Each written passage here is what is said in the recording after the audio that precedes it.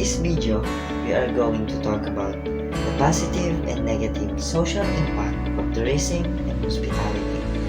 But remember guys, this is different from what we call social tourism. When we talk about social tourism, it encourages travelers to engage with the local communities in a meaningful ways. As for the social impacts of tourism, it focuses on the changes of the quality of life if resident of tourist destination. Its objective is to ensure that tourism is accessible to all people. To understand the social impact tourists have on an area, the characteristic of various type of visitors, and the level of interaction, the host should be clarified. There are 7 types of visitors. First is the explorer. Explorers are active participants, observer among the population. They easily adapt to local lifestyle. It doesn't need special tourist accommodation. Second is the elite. Elite visitors are usually known as the jet setter. They can pay well for an unusual vacation, and his arrangements are either made by a travel agent or may be pre-planned. Third is offbeat. This type of visitor adapts well to simple accommodation and services. Fourth is unusual tourists. They love sub-exotic cultural sites or the unusual primitive sites. Fifth would be the incipient mass tourist. This is a visitor who looks for amenities of Western societies and hotels and other travel-related facilities. They are a mix of pleasure seeker and business traveler. Sixth is mass tourist. This type of visitor comes from middle class. They arrive at their destination with other tourists who have different tastes and a mindset of you get what you deserve. Last but not least is chartered tourists. The chartered tourist comes in mass. With others, they create an extremely high amount of business and receiving a high degree of standardization in service and products. The impact increases with each level of tourists. The explorer and elite tourists usually have little impact on the local culture because of the limited number. The offbeat and unusual tourists generally use the same the same hotels and services as the local travelers. With the increase in number and greater expectation and demand for special facilities and services, a corresponding change in the local area. Now let's move on to the positive social effect of tourism and hospitality. First is change and multicultural understanding. One of the most important benefits of tourism and hospitality is the bringing together of diverse people to help them understand one another.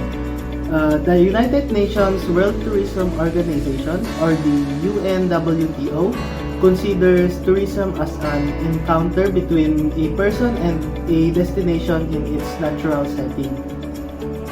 Above all, the UNWTO believes it is an exchange or encounter between individual groups of people as well as between social groups. Thus, it becomes an encounter between nations and an exchange of values.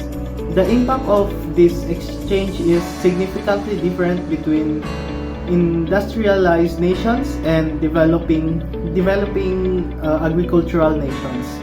The more isolated the country visited, the more significant the social changes are likely to be. Second is adaptation to the realities of modern life and improvement of the host country's lifestyle. Number 1 is the quality of life improved in places where tourism and hospitality is being developed. by bringing both the urban infrastructures like water, housing, sewage, and population benefits, benefit like medical care, social assistance, and school. Number two is the changes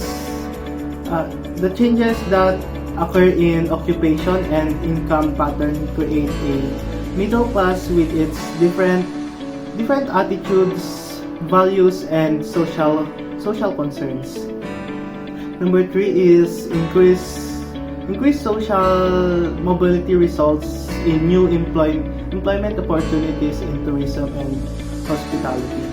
And lastly is the changes in family relations occur through the employment of women outside the home. This increases the family income and gives the workers' children more opportunity for higher education. For tourism and hospitality promotes progress and modernization through exposure to other attitudes and values. This brings about improvements in facilities and services, as well as improvement in lifestyle and quality of life of the residents of the host country. Third is use of foreign language. This brings people in contact with other language groups. The interest in learning another language increases communication among hosts and visitors.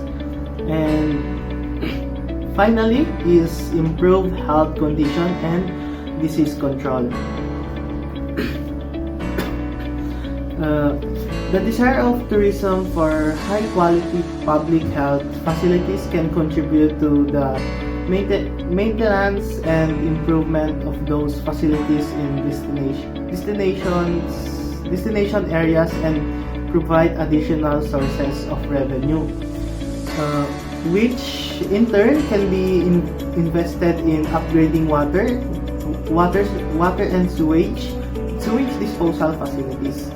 It is where local residents can become aware of both health problems and good hygiene, which leads to improvement of health infrastructures in a region. If positive social impacts of tourism and hospitality are present, there are also negative impacts of it, which we will discuss. The first negative impact is social saturation. With large numbers of tourists in a particular destination, facilities and services are congested and saturated, and there would be a competition for scarce resources among the locals. Second is changes in the social structure, behavior, and roles. Tourism and hospitality changes the traditional forms of employment, which results in lowering the status of agricultural workers, migration of the population, and breaking up of families. Tourism and hospitality in some areas leads to other social problems in the family. Some wives who work in tourism and hospitality establishments have higher salaries than their husbands. This often leads to the loss of self-confidence among their husbands. This disruption in the kinship system reduces the cohesiveness in the whole community, thus changing the population characteristics. Third is community problems. The main community problem is known as the oldest profession, which is called as prostitution.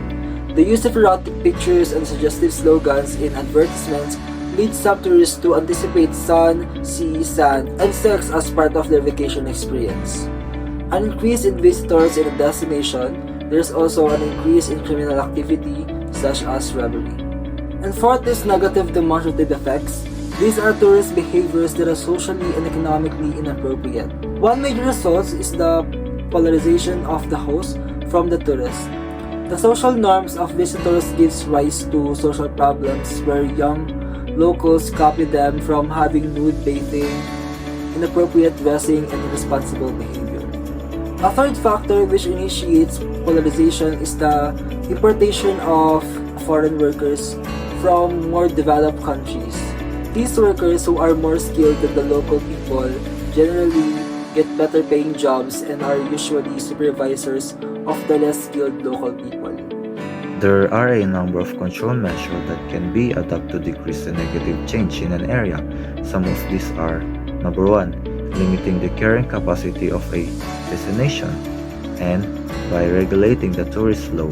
Number 2, separating tourists in and hosts within enclaves. Number 3, designing community education and citizens involvement programs centered on tourism and hospitality development, policies, and regulatory issue.